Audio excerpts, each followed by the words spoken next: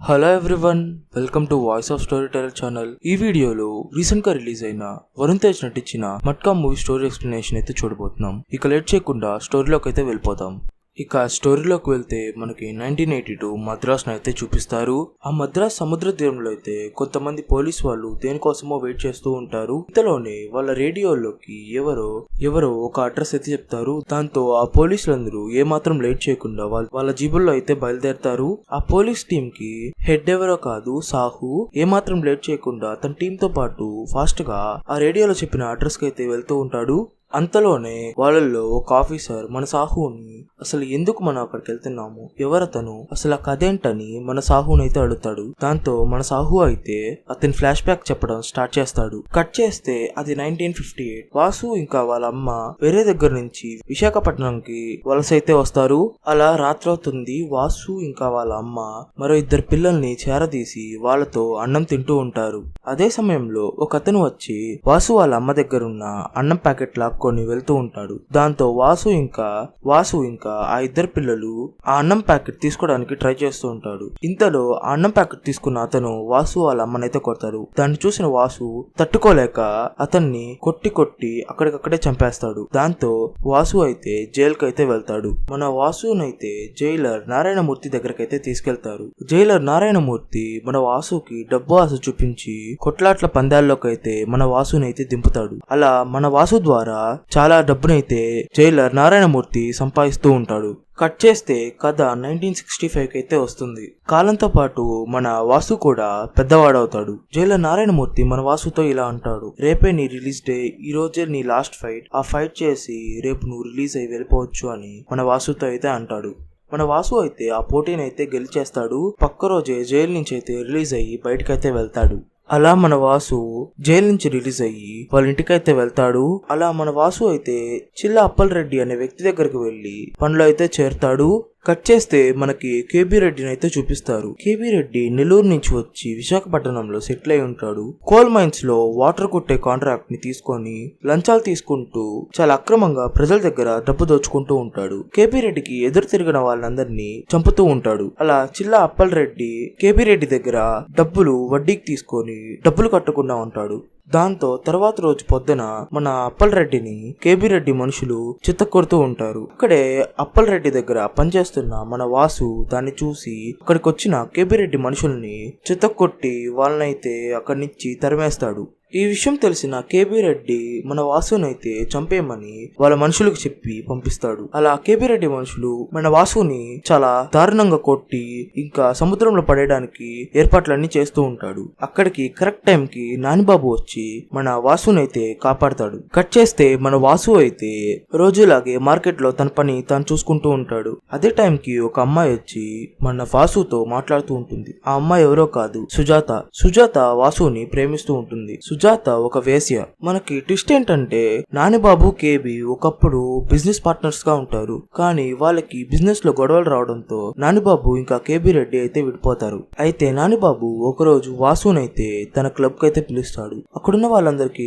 వాసునైతే నానిబాబు పరిచయం చేస్తాడు. కట్ చేస్తే మన వాసు చేతుల్లోకి మార్కెట్ కంట్రోల్ అంతా వస్తుంది. అలాగే మన వాసుకి ఇంకా నానిబాబుకి స్నేహం అయితే బాగా పెరుగుతుంది. అలా మన వాసు బాగా సంపాదించి బట్టల వ్యాపారం అయితే స్టార్ట్ చేస్తాడు. అలా వాసు రాత్రి ఇంటికి వెళ్తూ ఉండగా సుజాతతో కొంతమంది అసభ్యకరంగా అయితే ప్రవర్తిస్తూ ఉంటారు. దాంతో మన వాసు వాళ్ళని చితక్కొట్టి వాళ్ళకైతే బుద్ధి చెప్తాడు. మన వాసు అయితే సుజాత ఇంకా వాళ్ళ అక్కని వాసు వాళ్ళ ఇంటికైతే తీసుకెళ్తాడు. ఇక్కడే మాతో మీరుండొచ్చని వాసు సుజాతకి అయితే చెప్తాడు.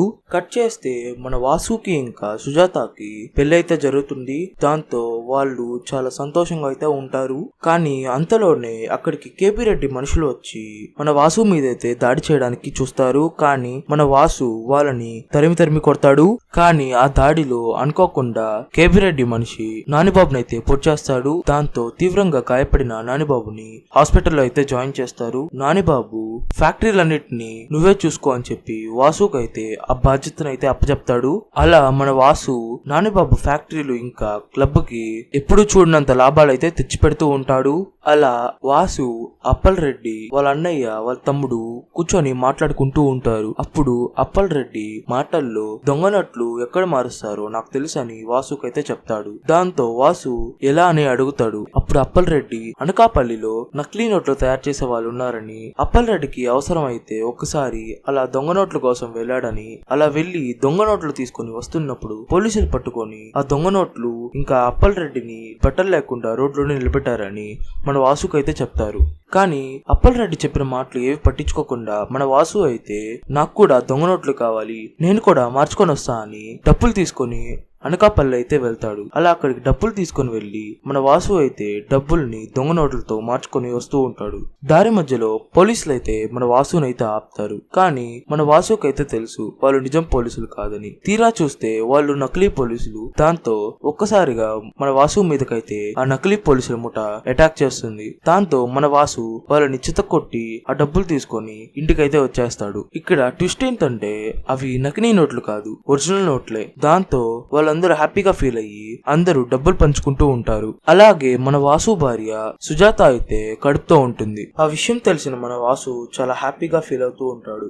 కట్ చేస్తే మన వాసు బట్టల ఫ్యాక్టరీ పని మీద బొంబాయి అయితే వెళ్తాడు. అలా మన వాసు బయటకు వస్తూ ఉంటే అక్కడ కొంతమంది జూదం ఆడుతూ కనిపిస్తారు. ఆ జూదం చూసి మన వాసుకి ఒక ఐడియా అయితే వస్తుంది. కట్ చేస్తే వాసు ఇంకా అప్పల్ రెడ్డి రిటర్న్ విశాఖపట్నం కైతే ట్రైన్ లో వెళ్తూ ఉంటారు. ఆ వెళ్లే సమయంలో మన వాసుకి ఆ జూదం గుర్తొచ్చి ఆ ట్రైన్ లోనే ఒక జూదాన్ని అయితే కండక్ట్ చేస్తాడు. ఆ కండక్ట్ చేసిన దాంట్లో అక్కడున్న వాళ్ళు చాలా ఇంట్రెస్ట్ గా ఆ జూదాన్ని అయితే ఆడతారు. దీంతో వాసు ఇంకా అప్పల్ రాజు ఆ ట్రైన్ లోనే కొంత డబ్బునైతే సంపాదిస్తారు. వాసుకి ఈ జూదాన్ని విస్తరించాలని ఆలోచన వస్తుంది. అయితే మన వాసు ఈ జూదానికి ఒక పేరైతే పెడతారు. ఆ పేరేంటంటే మట్కా. ఇదే మన కొత్త వ్యాపారం అని వాసు అప్పల్ రెడ్డితో అయితే అంటాడు. అనుకున్న విధంగానే మన వాసు మట్కానైతే మార్కెట్ లోకి అయితే రిలీజ్ చేస్తాడు. ఆ మట్కా కొన్ని రోజుల్లోనే చాలా పెద్ద హిట్ అవుతుంది. స్లోగా ప్రజలైతే ఆ మట్కాని ఒక వ్యసనంగా మార్చుకొని దానికి బానిసలు అవుతూ ఉంటారు. ఈ విషయం అయితే మన ఇండియన్ ప్రైమ్ మినిస్టర్ కి అయితే తెలుస్తుంది. మన ఇండియన్ ప్రైమ్ మినిస్టర్ ఆంధ్రప్రదేశ్ యొక్క సీఎం ని పిలిపించి ఈ మట్కా కనుక ఆపకపోతే మన ఇండియన్ ఎకానమీ చాలా దెబ్బతింటుందని, ఇది ఎలాగైనా ఆపాలని ఆంధ్రప్రదేశ్ సీఎం కి అయితే చెప్తుంది. మన ఆంధ్రప్రదేశ్ సీఎం ఈ ప్రాబ్లం ని ఎలాగైనా సాల్వ్ చేస్తానని పిఎం కి అయితే మాటిస్తాడు. ఈ విషయాన్ని ఆంధ్రప్రదేశ్ సీఎం అయితే సిబిఐకి అయితే హ్యాండ్ ఓవర్ చేస్తాడు. సిబిఐ హెడ్ ఈ ఇష్యూని ఎలాగైనా మేము సాల్వ్ చేస్తామని సీఎం కి అయితే మాటిస్తుంది. కట్ చేస్తే మన వాసు అయితే కొన్ని వందల కోట్ల రూపాయల డబ్బు మట్కా ద్వారా అయితే సంపాదిస్తూ ఉంటాడు. మన వాసుకి అయితే తనని ఒకతను మోసం చేస్తున్నాడని తెలుస్తుంది. దాంతో మన వాసు అయితే అతని 2 చేతులను నరికేస్తాడు. కట్ చేస్తే ఆ సిబిఐ తిప్పిన అండర్ కవర్ పోలీస్ ఆఫీసర్ ఎవరో కాదు, మన సాహుయే. మన సాహు తన అండర్ కవర్ ఆపరేషన్ అయితే స్టార్ట్ చేస్తాడు. ఎక్కడెక్కడ ఈ మట్కా యుద్ధం జరుగుతుందో, ఇంకా ఆ మట్కా యుద్ధంలో చనిపోయిన వారు, ఇంకా ఆ మట్కా వల్ల డబ్బులు పోగొట్టుకున్న వాళ్ళ ఫ్యామిలీ మెంబర్స్ తో ఒక టీం అయితే ఏర్పాటు చేస్తాడు. మన సాహు అయితే ఒక్కొక్కటిగా ఎవిడెన్స్ అయితే సంపాదిస్తూ ఉంటాడు.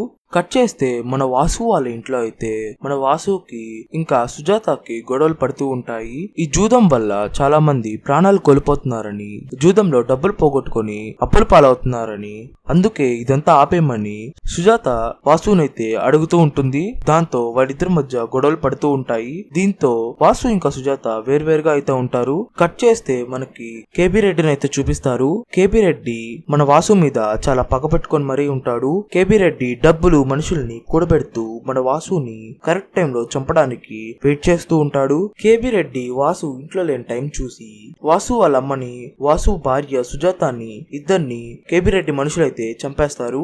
ఈ విషయం తెలిసిన మన వాసు అయితే గుండె పగిలేలా ఏడుస్తూ ఉంటాడు. కానీ ఈ షూట్అవుట్ లో వాసు కూతురు అయితే తప్పించుకుంటుంది.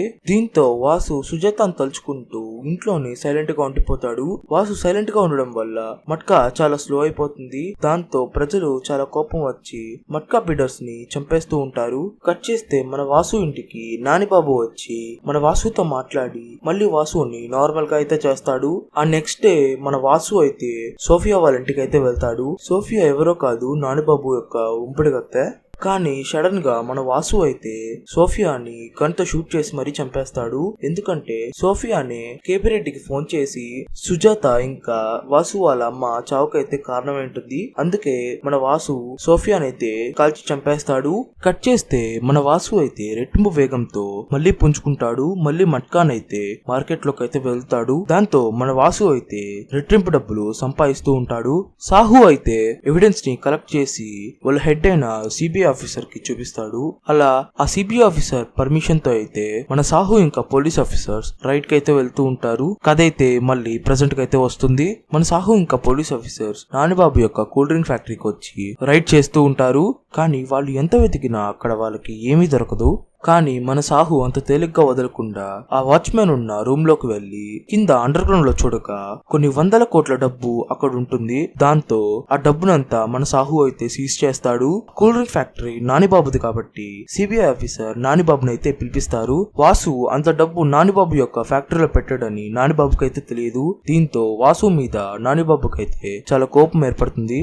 ఎలాగైనా వాసుని నానిబాబు అయితే చంపాలనుకుంటాడు. వాసు ఉంటున్న ఇంటిని పోలీసులు అయితే సీజ్ చేస్తారు. దాంతో వాసు ఇంకా తన కూతురు వేరే చోటుకైతే వెళ్ళిపోతారు. కట్ చేస్తే నానిబాబు కేబీ రెడ్డి దగ్గరకు అయితే వస్తాడు. నానిబాబు కేబీ రెడ్డి ఇద్దరు డీల్ చేసుకొని వాసుని అయితే చంపడానికైతే ప్లాన్ వేస్తారు. దాంతో నానిబాబు మనుషులు సుజాత వాళ్ళ అక్కని ఇంకా వాసు కూతురుని అయితే కిడ్నాప్ చేసి ఒక గూడెంలో అయితే బంధించుంటారు. అది తెలుసుకున్న మన వాసు అయితే ఆ గూడెం దగ్గరకు వెళ్లి వాళ్ళందరికీ చాలా మొత్తంలో డబ్బులు ఇచ్చి అక్కడి నుంచి అయితే వెళ్ళిపోతూ ఉంటాడు. వాళ్ళలో ఒక అతన్ని పిలిచి వాసునైతే చంపేశామని చెప్పమని నానిబాబుకి అయితే చెప్పమంటారు. వాసు చెప్పిన విధంగానే అతను నానిబాబుకు ఫోన్ చేసి వాసునైతే చంపేశామని నానిబాబుకి అయితే చెప్తాడు. కట్ చేస్తే వాసు అయితే నానిబాబుని చంపడానికి నానిబాబు యొక్క క్లబ్ కి అయితే వస్తాడు. నానిబాబు నన్ను వదిలే అని వేడుకుంటూ ఉంటాడు. అయినా కానీ మన వాసు నానిబాబుని అయితే చంపేస్తాడు. వాసు అయితే కేబీ రెడ్డికి ఫోన్ చేసి నువ్వా నేనా తేల్చుకుందాం రా అని వాసు అయితే కేబీ రెడ్డికి సవాలేస్తాడు. ఇదంతా పోలీస్ ఆఫీసర్స్ ఫోన్ ట్యాపింగ్ ద్వారా ఇదంతా వినేస్తారు. పోలీస్ ఆఫీసర్స్ సాహుకు అయితే ఈ విషయాన్ని అయితే చెప్తారు. కట్ చేస్తే వాసు అయితే కేబీ రెడ్డి కోసం పోర్టుకైతే వెళ్తాడు. ఇక్కడ వాసుకి అడ్డొచ్చిన వాళ్ళని ఒక్కొక్కడిని కొడుతూ కాల్చుకుంటూ వెళ్తూ ఉంటాడు. చివరికి మన వాసు అయితే కేబీ రెడ్డిని అయితే చంపేస్తాడు. కానీ అదే టైంకి అక్కడికి సాహు ఇంకా పోలీస్ ఆఫీసర్స్ అయితే వచ్చేస్తారు. కానీ మన వాసు అయితే వాళ్ళని చంపకుండా కట్టేసి అక్కడ బంధించి వెళ్ళిపోతాడు. నెక్స్ట్ టైం మన వాసు అయితే దుబాయ్ వెళ్ళడానికి రెడీ అవుతూ ఉంటాడు. వెళ్ళేటప్పుడు వాళ్ళందరికీ ఇక్కడ బిజినెస్ లన్నీ చూసుకోమని చెప్పి ఈసారి మనం కొత్త బిజినెస్ చేస్తామని, అది క్రికెట్ బెట్టింగ్ అని, తనకి ఒక ఫ్రెండ్ పరిచయం అయ్యాడని, అతను బాంబే నుంచి వస్తున్నాడని మన వాసు అయితే అప్పల్ రెడ్డి ఇంకా వాళ్ళ అన్నకి దావూద్ ని అయితే పరిచయం చేస్తాడు. అలా చెప్పిన తర్వాత మన వాసు అయితే బోట్ లో దుబాయ్కి అయితే వెళ్ళిపోతాడు. దీంతో స్టోరీ అయితే ఎండ్ అవుతుంది. మీరు కనుక ఈ ఛానల్ ని ఫస్ట్ టైం చూస్తున్నట్లయితే వీడియోకి లైక్ చేసి మన ఛానల్ ని సబ్స్క్రైబ్ చేసుకోండి. Thanks for watching this video.